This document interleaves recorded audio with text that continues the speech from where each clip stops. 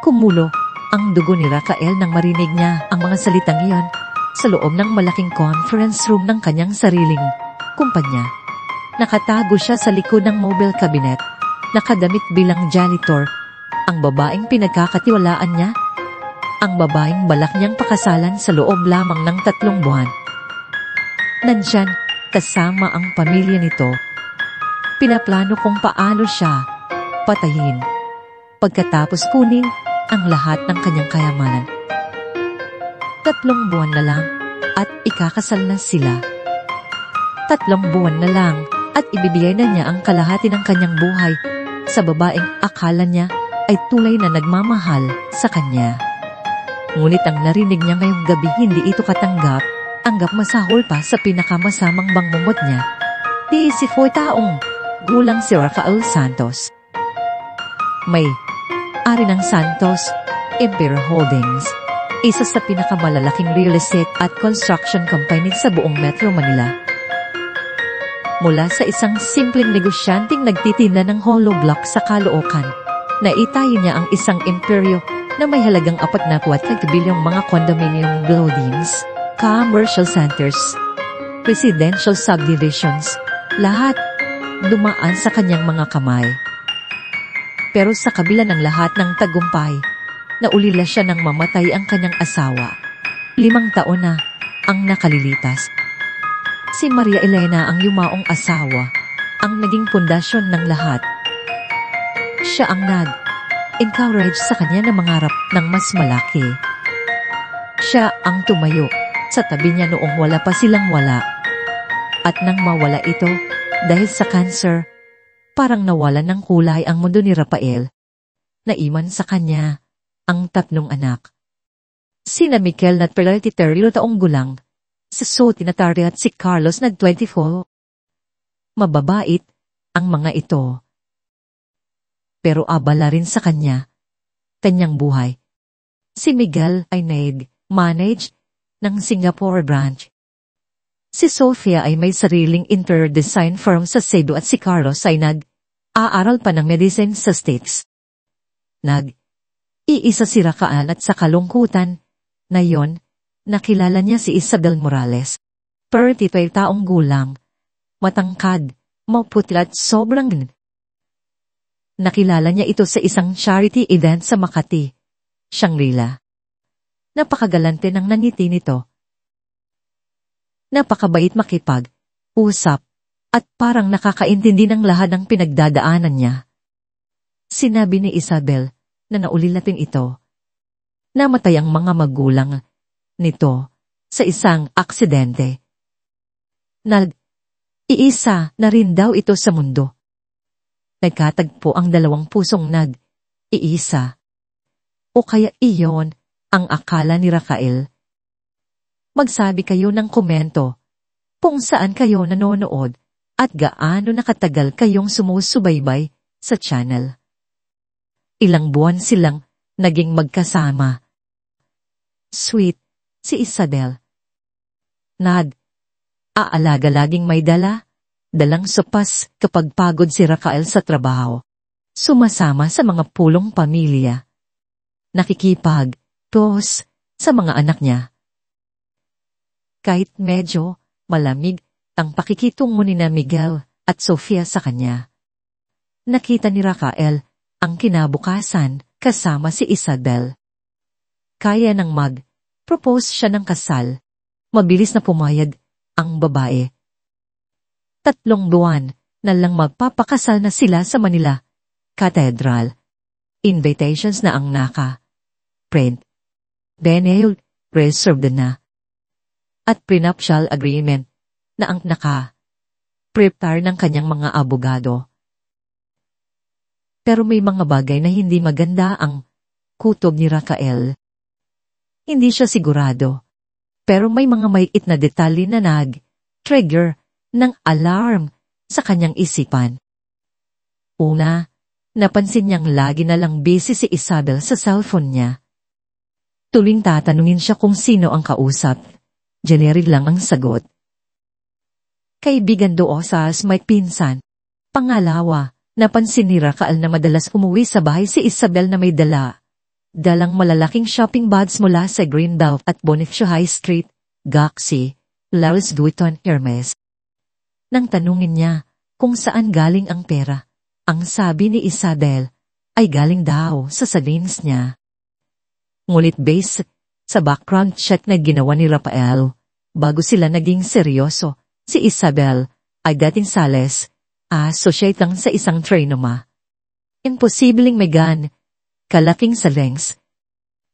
Pangatlo, at ito ang pinakanakakapag alangan kay Rafael. Napansin niyang madalas usap si Isabel sa isang lalaki sa cellphone niya na palaging tinatawag niyang kuya. Sabi nito, ang kapatid niya daw iyon na nakatira sa probinsya. Pero hindi pa niya kailan man nakilala si Rafael sa kapatid na yon. Walang family photo. Walang birthday celebration. Ni hindi man lang nag-video call si Isabel sa harap niya para makita niya ang mukha ng lalaking kuya na iyon. Kaya naisipan ni Rafael na gumawa ng isang eksperimento. Isang gabi habang natutulog si Isabel sa kondo unit nito sa Taguig, tumunta si Rafael sa opisina niya at meeting sa kanyang head of security. Isang dating pulis na nagngangalang Eddie Salazar. 4 na taong gulang, matipuno, seryoso ang mukha, at may hawak na malaking track record sa pagsisiyasat ng mga kaso ng pandaraya. Si Eddie ang in charge sa lahat ng CCTV operations ng Santos, NPR Holdings at siya rin ang conduct ng background checks sa lahat ng empleyado. Inutusan ni Rafael si Eddie na maglagay ng mga bagong CCTV cameras sa ilang strategic areas ng main office building, lalo na sa conference rooms at sa executive lounge. Gusto niyang malaman kung ano ang tunay na ginagawa ni Isabel kapag wala siya. Kailangan niya ng ebidensya. Kailangan niya ng katotohanan. Pero hindi lang doon stop ang plano ni Rafael. May isa pang naisip siya na mas matapang, mas risk, pero mas mabisa. Magpapanggap siya bilang janitor sa sarili niyang kumpanya. Alam ni Rafael na sa ospital o sa ibang lugar, madaling makilala siya. Sikat ang mukha niya sa business community. Maraming articles tungkol sa kanya sa mga newspaper at magazine, pero sa loob ng kanyang sariling building lalo na sa mga pasilyo at conference rooms na rarely pinupuntahan niya. Posibleng hindi siya makilala lalo na kung dismiss siya. Kaya isang Lunes ng umaga, pumunta si Rafael sa opisina wearing a janitor uniform na binili niya sa isang surplus shop sa Divisoria. Suot niya ang lumang tsinelas, medyo dugyot na pantalon cadenat shirt na may tatak ng kumpanya at baseball cap na mababa ang suot para takpan ang mukha niya. Naglagay din siya ng mustache at medyo apply ng itim na makeup sa ilalim ng mga mata para magmukhang pagod at mas matanda. Kasama niya si Eddie Salazar na brief sa kanya ng mga detalye. Ang plano, maglilinis siya ng conference rooms, executive lounge at hallways, mga lugar na madalas puntahan ni Isabel kapag bumibisita ito sa opisina. Nakatago si Eddie sa security office. Monitor sa lahat ng CCTV feeds. May earpiece si Rafael na konektado kay Eddie para real-time updates. Kinabahan si Rafael.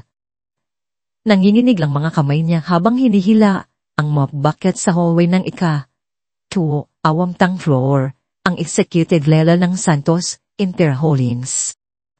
Nakita niya ang mga empleyado na dumadaan. Walang ni isang tumingin sa kanya ng matagal. Para siyang invisible. Para siyang multo sa sarili niyang kumpanya. At sa mga sandaling iyon, naintindihan niya kung gaano pahirap ang buhay ng mga taong tulad ng janitor. Walang nakakakita sa kanila. Walang nakaka-appreciate ng trabaho nila. Parang hindi tao. Mga 10:00 ng umaga, dumating si Isabel sa building. Suot nito ang isang elegant na beige dress, Chanel bag at red bottom heels. Nakangiti ito sa mga empleyado. Kumakaway, nagbibigay ng mga flinkies. Pumasok ito sa conference room para sa suppose meeting tungkol sa wedding preparations. Kasama ang wedding planner at ang coordinator ng Manila Cathedral. Pero hindi lang wedding planner ang kasama nito. Nakita ni Rafael habang nagtutulak siya ng mga packet sa hallway, nakapwesto sa likod ng glass door na may kasama si Isabel na 3 tao. Isang lalaki na mga 30 taong gulang, babaeng mga art na po at isang matandang lalaki na mga luma. Hindi niya sila kakilala. Sa airplanes. Ulong ni Eddie Sir, yung 3 kasama niya wala sa guest list ng wedding. Hindi rin sila registered visitors dito sa building. Pumasok sila gamit ang access card ni Ma'am Isabel. Kumulo ang dibdib ni Rafael. Sino ang mga taong iyon? Mabilis siyang kumilos. Pumunta siya sa tabi ng conference room. Kunwari, naglilinis ng basurahan sa labas ng pinto. Bahagya niyang binuksan ang pinto, sapat lang para marinig niya ang usapan sa loob. Naka-pause ang aircon, kaya medyo bukas ang bintana at malinaw ang boses ng mga tao sa loob. Narinig niya ang boses ni Isabel. Okay na lahat. 3 buwan na lang kasal na. Pagkatapos ng kasal, papirmahan ko siya ng bagong last will and testament. Nakahanda na ba ang dokumento? Ati Don Navarro. Ang matandang lalaki, si Atian Navarro, apparently, tumugon. Handa na kapag pinirmahan niya iyan. Ikaw ang sole beneficiary ng lahat ng assets niya. Ang mga anak niya, wala nang makukuha. Lahat mapupunta sa iyo. Pero kailangan mong maging mabait at convincing. Kailangan maniwala siya na mahal mo siya. Tumawa si Isabel, isang malamig calculated na tawa. Madali lang iyan. Matanda na siya. Malabo na ang isip at desperado na rin siyang magkaroon ng kasama. Akala niya ako ang sagot sa kalungkutan niya. Nanlamig ang buong katawan ni Rafael. Parang may bato na bumagsak sa sikmuran niya. Nanginginig ang mga kamay niya. Gusto niyang sumigaw. Gusto niyang pumasok at harapin ang mga taong yon. Pero hinawakan siya ni Eddie sa earpiece. Sir, huwag. Kailangan natin ng mas maraming ebidensya. Maghinday muna tayo. Napilitan si Rafael na makinig. Ang lalaking 30 taong gulang. Apparently, ang tunay na kuya ni Isabel na nagngangalang Mario, nagsalita. Pero paano kapag hindi pumayag na palitan ang will niya? Paano kung mahinala siya? Isabel code at kalmado. Kung hindi pumayag, may plan tayo. Aksalan, simple lang. Madulas sa banyo, stroke habang natutulog. Ordos ng gamot para sa blood pressure. Walang makakahalata, lalo na kung wala siyang mga anak sa tabi niya at gagawin ko ang lahat para ilayo siya sa mga anak niya. Pinapalabas ko ng mga brat sila na gusto lang nila ang pera niya. Si Rafael, naniniwala na sa akin. Ang babaeng 4 na po ang tiya ni Isabel, si Tita Rosing humalakhak. Grabe ka talaga, Isabel. Ilan na ba ang ginawa mo ng ganito? Isabel, proud. 2 na. Yung unang businessman sa Davao. Namatay sa heart attack after 2 years ang kasal. Akuha ko ang kalahati ng properties niya. Bago nakapalag ang mga anak niya sa korte. Yung pangalawa, retired general sa Cebu. Nahulog sa hagdan. Kinuha ko ang insurance money at ang beach resort niya. Ngayon ito na ang jackpot. Si Rafael Santos, bilyonaryo. R95, pilyong ang net worth.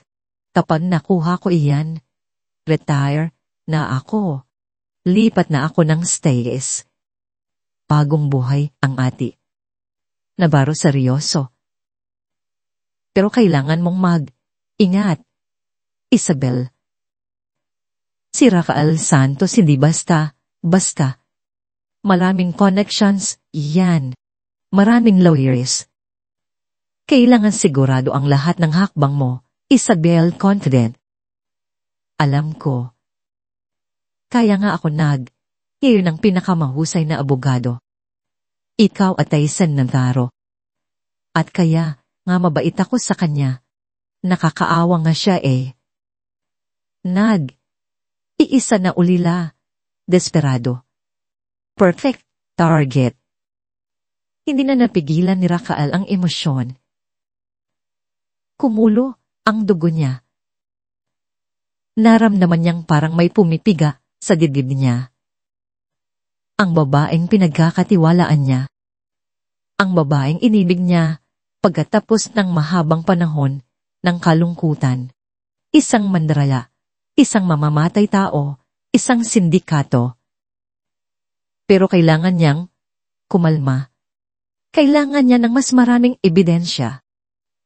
Dahan siyang lumayo sa pinto. Pumalik siya sa may basurahan. Kunwari, naglilinis. Pero sa loob ng isip niya, nagsimula ng bumuo ng plano. Hindi siya basta susuko. Hindi siya papayag na dayain. Hindi siya papayag na patayin. Si Rafael Santos ay hindi naging bilyonaryo dahil sa kahinaan. Naging bilyonaryo siya dahil sa katalinuhan, diskarte, at determinasyon. At ngayong alam na niya ang katotohanan, gagawa siya ng plano. Isang plano na sisiguraduhin ang mga taong sinubukang lokohin siya ay magbabayad ng malaki. Pero hindi niya alam na ang narinig niya ngayong umaga ay simula pa lamang. Mas malala pa ang mga susunod. Pagkatapos ng meeting, lumabas na si Isabel at ang kanyang mga kasama mula sa conference room. Nakita ni Rafael habang nakatayo siya sa gilid kunwari, nagwawalis na nag-check si Isabel ng cellphone niya. May tumatawag, sinagot niya ito. Ang boses sa kabilang linya rinig ni Rafael, dahil loud speaker. Dalo. Okay na ba? Ready ka na ba sa susunod na step? Si Isabel, mahinang tumugon. Oo, pwede na. Kapag nakasal na kami, 3 hanggang 6 na buwan. Pagkatapos aksidente, simple. Walang makakahalata ang boses sa kabilang linya. Sigurado ka? Aka may CCTV sa bahay niya. Isabel nag-isip sandali. Walang CCTV sa loob ng bahay niya sa Forbes Park. Old school siya, 10. Ayaw niya ng masyadong technology sa bahay. Sinabi niya sa akin na privacy daw ang importante. Kaya, sakit tayo. Napatigil si Rafael. Totoo yun. Ayaw niya ng CCTV sa loob ng bahay niya. Pero ngayong narinig niya ang usapan na ito, naisip niyang baka mali ang desisyon niya. Kailangan niyang baguhin ang security setup ng bahay niya. Kailangan niyang maglagay ng mga hidden cameras. Ngunit bago pa siya makapag-isip ng husto, biglang lumapit sa kanya ang isang security guard. Hoy, Chinit, anong ginagawa mo diyan? Bakit nakatayo ka lang? Maglinis ka. Nagulat si Rafael, pero mabilis siyang kumilos. Opo. Sir. Sorry po. Nagsimula siyang magwalis. Ngunit sa isip niya, record na siya ng lahat ang narinig niya. Mental notes, kailangan niyang kampil ang lahat ng ebidensya. Nang matapos ang shot niya bilang janitor, bumalik si Rafael sa security office kung nasaan si Ed. Naupo sila sa harap ng mga monitor screens. Naka-record ng lahat ng nangyari sa conference room. Ang buong usapan ni Isabel, ni Mario, ni Tita Rosing, at ni Atir Navarro. Si Eddie, seryoso. Sir, kailangan natin ng mas maraming ebidensya. Ang audio recording na ito maaring hindi sapat sa kote. Kailangan natin ng masigbang transactions, chat messages, documents. Si Rafael determinado. Gagawin natin lahat. Hire ka ng pilot intay, sir. Kailangan natin ng background check sa lahat ng kasama niya kanina, pati na rin kay Ate Navarro. Gusto kong malaman kung may mga nakaraang kaso sila. Gusto kong malaman kung sino pa ang enrolled sa sindikato na ito. Si Eddie, tumango. Opo, sir. Pero sir, kailangan din natin ng access sa cellphone ni Maang Isabel. Kung may chat messages o emails diyan, malaking ebidensya iyan. Si Rafael isip, mahirap yan. Palagi niyang dala ang cellphone niya. Pero may alam pa kung paraan. Kapag natutulog siya sa kondo niya, pwede nating i-clone ang SIM card niya gamit ang isang device. Meron ako niyan. Pinilit ko noong may suspetsa ako sa isang business partner ko noon at doon nagsimula ang mas malalim na investigasyon. Kinabukasan, gabi, pumunta si Rafael sa kondo unit ni Isabel sa John Bonifacio High Street. Nagpapanggap siyang masaya dala ang isang buket ng red roses at isang malaking paisa mula sa yellow cab. Si Isabel, sweet pa rin, yumakap sa kanya at hinalikan siya sa pisngi. Rafael, ang sweet mo naman. Salamat sa surprise. Ngumiti si Rafael, kahit sa loob ay gusto niyang sumuka. Anything para sa'yo, mahal. Gusto ko lang na maging masaya ka lagi. Kumain sila ng dinner. Habang uusap tungkol sa wedding plans, si Rafael ay excuse para pumunta sa banyo. Pero sa halip na pumunta sa banyo, pumunta siya sa kwarto ni Isabel. Nakita niya ang cellphone nito sa nightstand. Naka-charge. Perkat. Mabilis. Niyang kinuha ang SIM conning device mula sa bulsa niya, isang maliit na gadget na parang USB. Inilabas niya ang SIM card mula sa cellphone ni Isabel, inilagay sa device at antay ng 3 minuto habang kon ang data. Pagkatapos binalik niya ang SIM card sa cellphone at bumalik siya sa sala. Okay lang, mahal? Tanong ni Isabel. O naman. Medyo masakit lang ang tiyan ko. Siguro gutom lang ang sagot ni Rafael. Pero sa loob, nanininig pa rin siya dahil sa takot na baka nanguli siya. Kinabukasan, bumalik si Rafael sa security office. Ipinasa niya kay Eddie ang SIM card data. Si Eddie, kasama ang isang IT specialist na nagngangalang Jerome, ay analyze ng mga text messages, chat log, sa Viber, at Messenger, at emails. Ang natuklasan nila ay nakakagulat. Meron palang buong grupo na involved sa scam. Hindi lang si Isabel, si Mario, si Tita Rosing at si Athena Navarro. Mayroon din isang accountant na nagngangalang Mr. Fua, isang tao sa Bureau of Internal Revenue na tumutulong kay Isabel na manipulate ang tax documents at isang bogus na financial advisor na convince kay Rafael na invest sa mga fake companies. Nakita rin nila sa chat logs na si Isabel ay may boyfriend. Si Kyle, isang lalaking ang sinataong gulang sa fitness instructor. Ang chat messages nila ay puno ng romantic at sexual content. Obvious na ang totoo niyang mahal ay si Kyle at si Rafael ay target lang talaga para sa pera. Isa sa mga chat message ni Isabel kay Kyle, "Baby, kunting tiis na lang. 3 months na lang kasal na kami ni Lolo." Pagkatapos, 1 year, max patay na yan. Tapos sa'yo na, baby. Hawaii tayo honeymoon. Gastos lahat, galing sa pera ng Lolo. Si Kilinag, Ritley. Grabe ka talaga, mahal. Pero sigurado ka bang, Saki? Baka may makahalata si Isabel. Wala. Pobo naman yung matanda, desperado, perfect indaktin. Nabasa ni Rafael ang lahat ng messages na iyon. Kumulo ang dugo niya. Nanamig ang katawan niya. Pero sa halip na sumigaw o magwala, kumalma siya.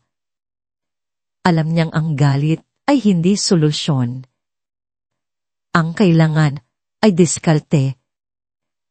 Ilang araw pagkatapos, nag-hire si Rafael ng isang kilalang private investigator na nagngangalang Tony Reyes. 47 taong gulang titing National Bureau of Investigation agent at may track record na mahusay sa paghahanap ng ebidensya sa mga kaso ng staka at murder for hire. Si Tony seryoso, habang uusap sila sa isang pribadong restaurant sa Makati. Sir Santos, base sa lahat ng ibinigay niyo sa akin, all your recordings, chat logs, synconing data, talagang malaki ang kaso na pwede ninyong isangpa. Syndicated staka, murder conspiracy, at falsification of documents. Pero kailangan pa rin natin ng masulid na ebidensya para sigurado ang conviction. Kailangan natin ng bank transactions. Kailangan natin ng witness. Si Rafael, tumang mo, gawin mo ang lahat. Walang limitasyon sa budget. Gusto kong malaman ko kung saan napupunta ang pera na binibigay ko kay Isabel. Gusto kong malaman kung gaano karami na ang mga tao na ninakaw niya at gusto kong makuha ang pangalan ng lahat ng involved sa syndicate na ito. At magsimula ang mas malalim na investigasyon. Si Tony at ang kanyang team ay monitor ng bank accounts ni Isabel. Natuklasan nilang sa loob ng 6 na buwan transfer si Isabel ng humigit kumulang ₱1,000,000 mula sa joint account niya at ni Rafael papunta sa isang offshore account sa Cayman Islands. Natuklasan din nila na si Athena Navarro ay may pending case sa Integrated Bar of the Philippines dahil sa malpractice. Ilang kliyente na niya ang nagsubong na niloko niya. Natuklasan din nila na si Mario ang kuya ni Isabel ay may criminal record. May kaso siya ng estakano sa Cebu, pero bail, at si Tita Rosing apparently ay hindi tunay na siya ni Isabel. Accomplished lang siya. Dati raw siyang kasama ni Isabel sa isang scam noong 2 taon pa. Lahat ng pieces ay nagsisimula ng mag-connect. Pero kailangan pa ni Rafael ng isang final piece, isang witness na pwedeng mag-testify sa korte at hindi siya expect na makikita niya ang witness na yon sa pinaka-hindi niya inaasahang lugar. Isang hapon, habang nagpapanggap pa rin siyang janitor sa kumpanya, continue pa rin kasi siya sa disvis para mag-gather ng more intel. Nakita niya sa executive lounge ang isang babae na umiiyak. Pangadwang 5 taong gulang, parat maputi, maamo ang muka. Nakasuot ng simpleng danit jeans at whale blouse. Mukhang empleyado lumapit si Rafael, kunwari janitor. Miss, okay ka lang. Tumingin sa kanya ang babae. Namumula ang mga mata. Hindi kuya. Malaki ang problema ko. Si Rafael nag-alala. Ano bang nangyari? Ang babae nag-isitit sandali, pero dahil parang walang ibang makakausap nagsalita. Kuya, baka may alam kang abogado na pwedeng tumulong sa akin. Naloko kasi ako ng isang babae. Pinigyan ko siya ng pera para sa investment. Sabi niya, babalik ng doble. Pero ngayon, nawawala na siya. Hindi na sumasagot sa tawag. Nalaman ko na marami na kaming scam niya. Zero ang nawala sa akin. Ipon ko iyon para sa tuition ng kapatid ko. Napatigil si Rafael. Sino ang babae na yon? Ang babae sa cellphone at ipinakita ang picture. Tetpo kuya, Isabel Morales ang pangalan niya. Nanamig ang katawan ni Rafael. Ito na ang witness na kailangan niya. Mabilis siyang kumilos. Inigyan niya ng calling card si Eddie. Salazar ang babae. Pretending na isang concerned employee lang siya. At sinabi, Miss, puntahan mo ang security office sa baba. May taong pwedeng tumulong sa'yo. Sabihin mo lang na ako ang nag-refer. Tutulungan kanila. Ang babae nag-tipsiyo at umalis na. Pagkatapos tumawag si Rafael kay Eddie. Di, may darating dyan na babae. Namin niya ay tiningnan niya ang badge ng babae kanina. Ana Marie Cruz. Kausapin mo siya. Kunin mo ang lahat ng detalye tungkol sa scam ni Isabel. Ito na ang witness na kailangan natin. At dahil doon expand palalo ang kaso, si Ana Marie Cruz ay nagkwento ng buong istorya. Nakilala niya si Isabel sa isang networking event sa present si Isabel ng investment opportunity. Sabi nito, may connection siya sa isang real estate company at pwede kang mag-invest ang maliit na halaga tapos babalik sa'yo ng double within 6 months. Naniwala si Ana Marie. Nagbigay siya ng 0. Pero pagtatapos ng 6 na buwan, wala nang paramdam si Isabel. Nag-block pa siya sa lahat ng social media at sa phone number. Si Eddie nag-investigate pa. Natuklasan niya na hindi lang si Ana Marie ang scam. Mayroon pang malong iba. Lahat ay mga yung professionals na nag-invest ng malalaking halaga sa mga fake investment scams ni Isabel. Total amount tumigit kumulang 9 milyong piso. Lahat ng iyon ay nasa Manisilan's account na ngayon. Nag-compile si Rafael ng lahat ng ebidensya. Audio recordings mula sa CCTV ng conference room. Meeting Isabel, Mario, at uban na Darrell Titarosing chat logs mula sa Consin, Isabel, at kay boyfriend bank transaction records. 26 milyong na naka-transfer sa offshore. Account testimonies ng mga scam victims si Ana Marie at ang 8 iba. Criminal records si Mario at Tizer Navarro fake. Investment documents lahat ay naka-compile sa isang malaking folder. Tanto ang kapal na parang phone book. At ngayong handa na ang lahat. Dumating na ang petsa ng rehearsal dino ng kasal. Isang malaking ilan sa Manila Hotel. Guests invited including mga business partners, mga kaibigan, mga kamag-anak, perkatrenyo, para sa isang public confrontation. Pero bago dumating ang gabing iyon, may nangyari pang mas nakakagulat. Isang gabi habang nag-dinner si Rafael at Isabel sa condo unit nito, biglang ring ang cellphone ni Isabel. Excuse siya at pumunta sa balkoni para sagutin. Pero dahil bukas ang sliding door, narinig ni Rafael ang usapan. Ang boses sa kabilang linya, si Mario. Pel, may problema. May nakakita sa atin nung private investigator yung si Tony Reyes. May nakakaalam na ng tungkol sa Manislan sa account. Kailangan natin ng mag-mall ng pera ngayon na. Si Isabel nagtanik. Ano? Paano niya nalaman? Si Mario. Hindi ko alam. Pero nakita ko siya kanina sa labas ng building mo. May kasama siyang lalaki. Mukhang adyat. Pakanad.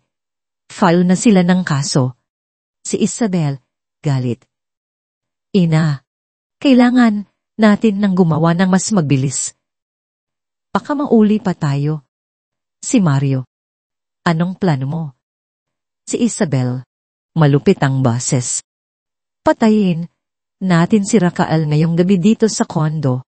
Pwede natin siyang stage na heart attack. Tapos, iuwi ko sa bahay niyan sa Forbes.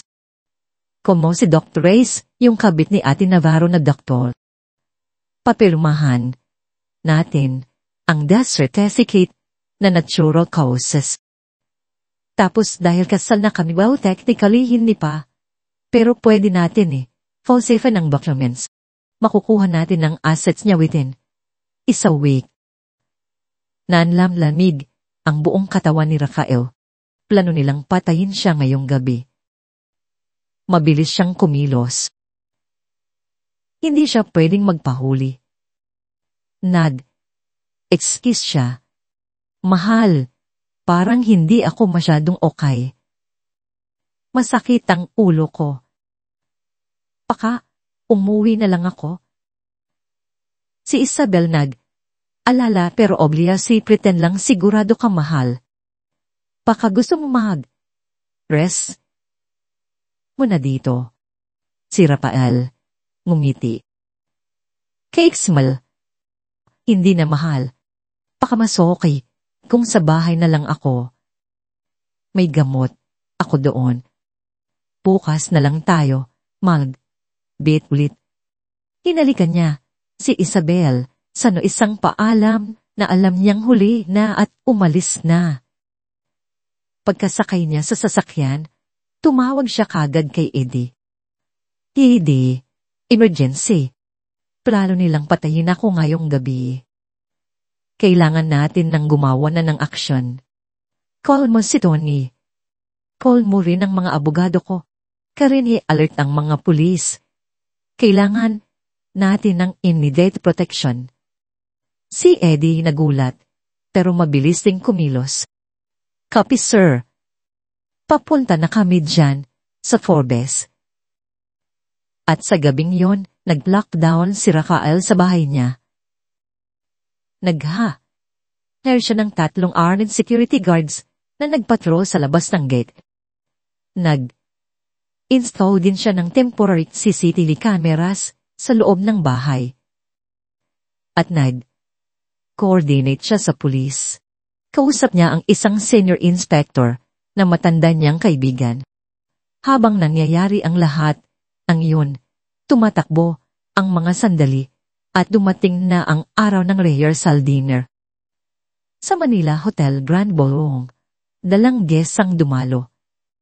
Mga business partners ni Rafael, mga executives ng Santos and Pier Holdings, mga kaibigan niya sa Rotary Club, pati na rin mga kamag, anak ni Isabel, sina Mario, Tita Rosing, at iba pa. Nandun din si John Navarro ang kanilang wedding lawyer. Si Isabel, sobrang ganda, white cocktail dress, diamond earrings. Mukha ng inosenteng prinsesa. Nakangiti kumakawi, nag-handshake sa lahat. Si Rafael sa tabi niya, nakabarong Tagalog ngingiti rin, pero sa loob prepare na siya para sa pinakamalaking confrontation ng buhay niya. Nagsimula ang programa. speeches, toasts, mga kwento tungkol sa love story ni Rafael at Isabel at pagkatapos hiningi ni Raquel ang microphone. Good evening po sa lahat. Salamat sa pagdalo ninyo ngayong gabi. Ang gathering na ito ay supposedly para sa aming rehearsal dinner upang i-celebrate ang aming magiging kasal sa loob ng 2 buwan. Pero sa totoo lang, hindi iyan ang tunay na dahilan kung bakit ako nandito ngayong gabi. Nagsimula nang magmurmur ang mga tao. Si Isabel na patingin kay Rafael medyo alala, pero kulukan pa rin. Nagpatuloy si Rafael. Nais ko kayong lahat na maging saksi sa katotohanan. Dahil lang babaeng nasa tabi ko ngayon si Isabel Morales ay hindi ang taong akala ninyo. Nanlaki ang mata ni Isabel. Sinubukan niyang ngumiti. Rafael, ano ang sinasabi mo? Nagbibiro ka ba? Pero hindi na siya pinansin ni Rafael.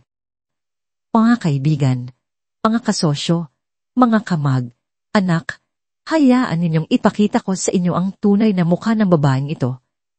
May lumapit na mga staff. Itbit ang isang malaking projector screen.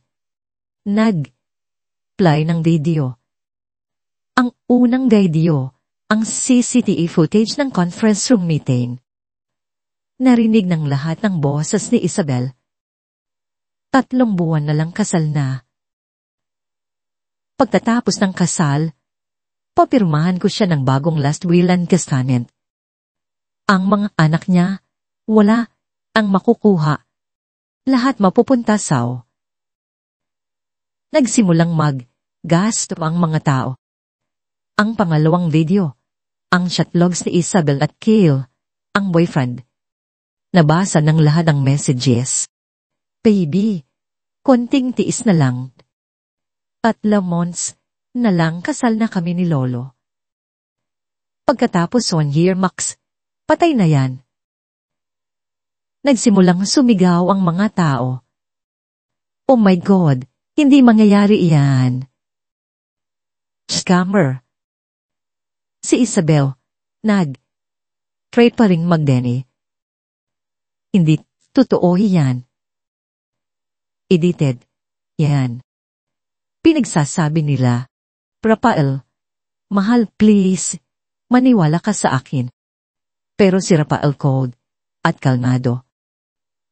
Isabel, tumigil ka na. Mayroon pa akong isa. Gusto mo bang ipakita ko sa lahat ang bank transaction records?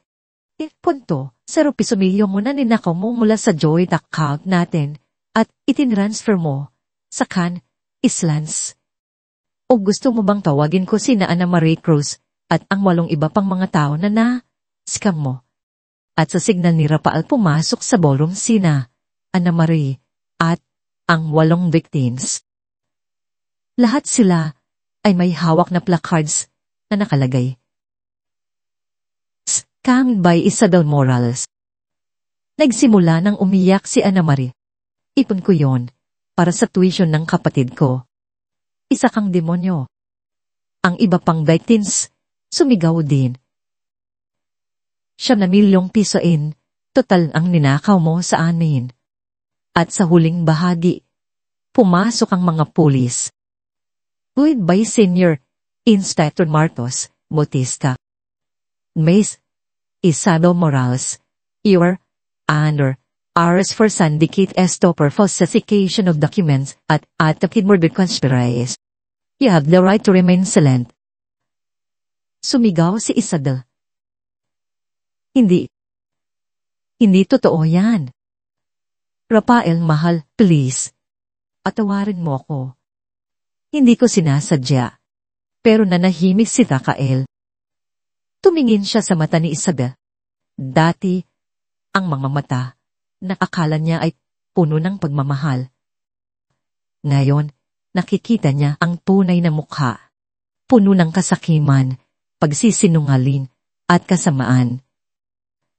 Isabel, wala nang patawad para sa iyo. Sinubukan mong patayin ako. Sinubukan mong nakawin ang lahat ng pinaghirapan ko. At hindi lang ako, marami ka pang ibang tao na sinaktan. Ngayon, ikaw naman ang magbabayad. Si Isabel sumigaw pa habang hinihila siya ng mga pulis. Pagsisisihan mo ito, Rafael. Pagsisisihan mo, pero wala nang pakialam si Rafael. Asama ni Isabel, inaresto rin sina Mario, Tita Rosing, at Teren Nalaro. Si Kila, ang boyfriend, ay nag-surrender kinabukasan sa presinto after malaman niyang wanted na siya. At si Dr. Reyes, ang doktor na kasabwat, ay nasuspend ng part. At under investigation na rin ang lahat ng pera sa command, islan sa account, 20 milyon ay na trace ng Interpol with the help ng Bangko Sentro ng Pilipinas. At ang sinamilyong piso na ninakaw kay Ana Marie at sa iba pang victims ay binigyan ng restitution order ng korte. Habang nangyayari ang lahat ng iyon, tumayo si Rafael sa harap ng mga guests. 200 tao na nakatingin sa kanya na parang hero. Mga kaibigan, pasensya na kayo sa ginawa kong ito ngayong gabi. Pero kailangan kong gawin dahil ang totoo. Hindi lang ako ang biktima dito. Maraming tao ang nabiktima ni Isabel. At kung hindi ko siya sinugpo, mas marami pang tao ang mabibiktima niya sa hinaharap. Ang pera ay pwedeng mabawi, pero ang tiwala, ang dignidad, ang buhay, hindi na maibabalik iyon. Nagsimula ang palakpakan, malakas mahaba. At sa mga sandaling iyon, naramdaman ni Rafael na kahit nasaktan siya, kahit niloko siya, kahit muntik na siyang mapatay, nanalo siya. Dahil sa huli, ang katotohanan, ang nanalo, ang katarungan, ang nanalo.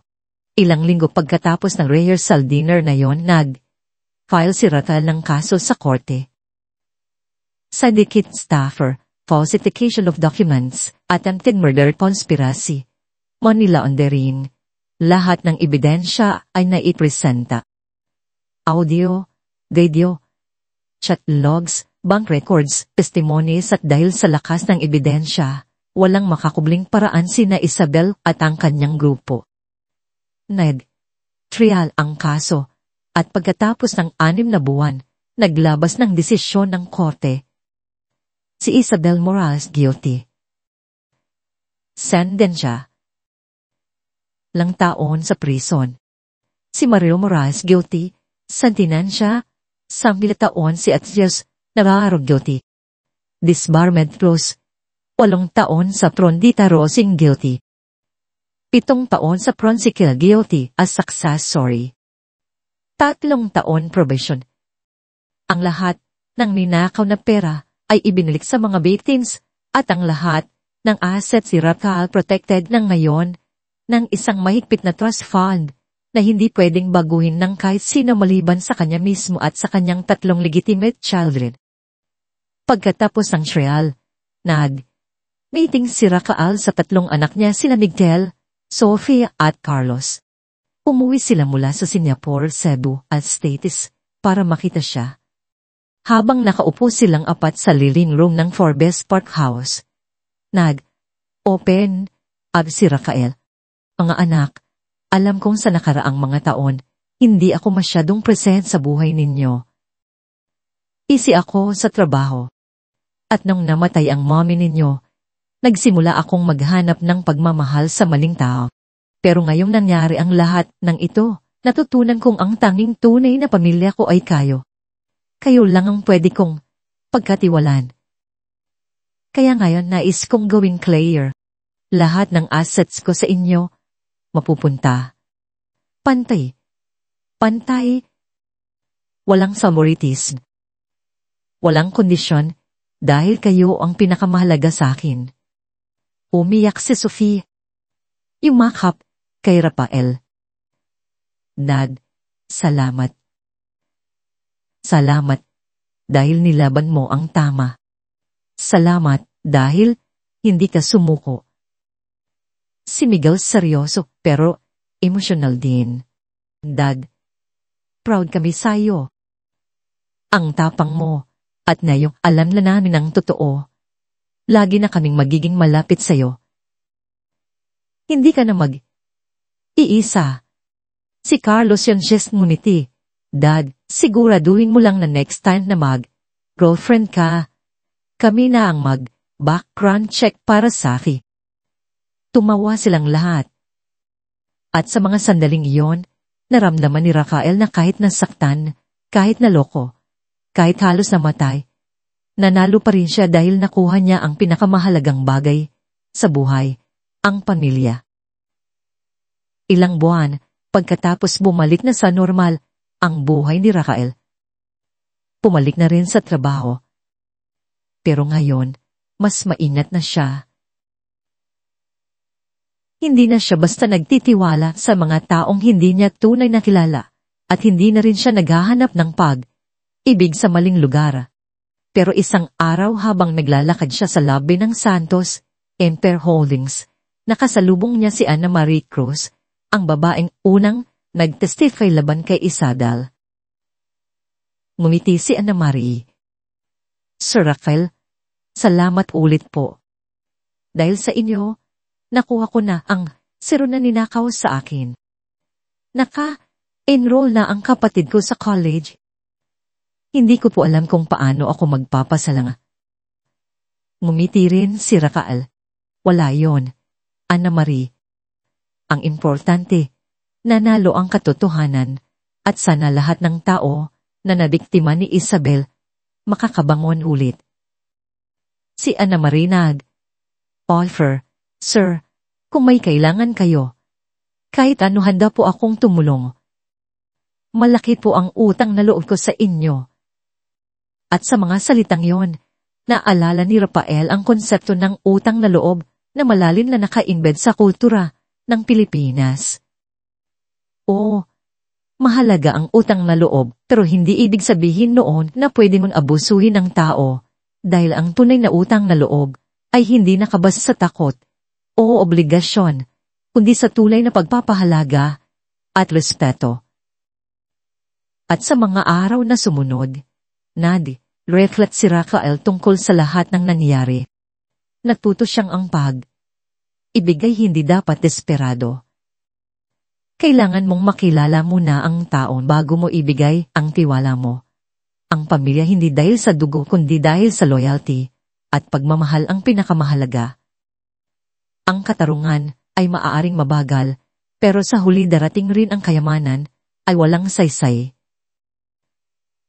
Kung wala kang taong pwedeng pagkatiwalaan, ang utang na loob ay hindi excuse para sa abus. At sa huling sandali ng kanyang refleksyon, naisip ni Rafael, ang buhay ay puno ng mga taong susubukang lokohin ka. Pero huwag kang susuko sa paglaban. Dahil sa uli ang katotohanan ay laging lalabas at ang mga taong sumubok na sirain ka, sila ang magbabayad hindi sa pamamagitan mo, kundi sa pamamagitan ng karma at ng hustisya. Ngayon si Rafael Santos ay 60 at 1 years old na. May 3 anak na malapit sa kanya. May kumpanyang mas malakas pa at may bagong perspektibo sa buhay. Hindi na siya naghahanap ng ibig, kundi enjoy na lang sa simpleng kasiyahan. Pandesal at kape sa umaga. Sunday Mass sa Grindal Church, dinner with family tuwing Friday night. At minsan, kapag flashback siya sa nangyari, ngumingiti na lang siya dahil alam niya na ginawa niya ang tama. Nilaban niya ang tama at nanalo siya pero sa isang may natutunan din siyang mas malalim na ang pinakamahalagang yaman sa buhay ay hindi ang pera, hindi ang negosyo, hindi ang properties, kundi ang mga taong tunay na nagmamahal ang mga taong kahit wala ka ng pera nandiyan pa rin. Ang mga taong hindi kaiiwan kahit anong mangyari, at iyon ang tunay na kayamanan. Gusto naming marinig ang inyong panigmag. Iwan ng komento sa baba. Ano ang gagawin ninyo kung kayo ay nasa posisyon ni Rafael? Magtitiwala ba kayo mauulit pagkatapos ng ganitong pangyayari o magiging mas maingat na. Sa huli, tandaan, ang pamilya ay hindi lang dahil sa dugo. Ang pamilya ay dahil sa pagmamahal, tiwala, at respeto.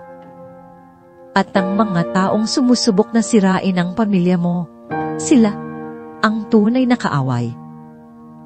Kaya labanan mo.